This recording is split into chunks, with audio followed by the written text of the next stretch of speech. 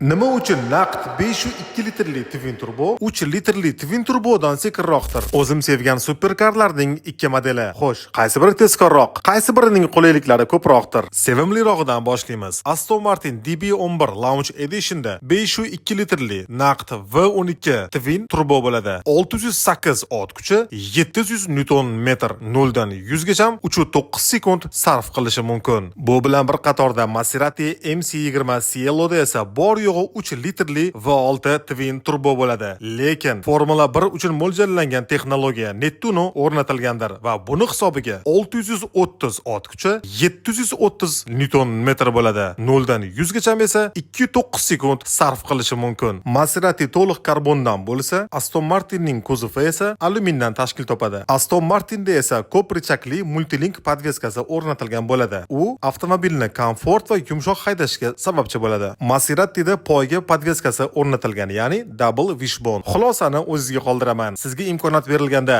qaysi superkarni xarid qilgan bo'lardingiz? Eslatib o'tamiz, har ikkala model ishlab chiqarishdan to'xtatilgandir. Uning o'rniga yangi avlodlari bizda sotuvda mavjuddir. Uning narxlari, bojxona to'lovlari va rasmlari agar sizni qiziqtirsa, eksklyuzivni Telegram kanalimizda ko'rishingiz mumkin bo'ladi. Havola profilning yuqori qismida.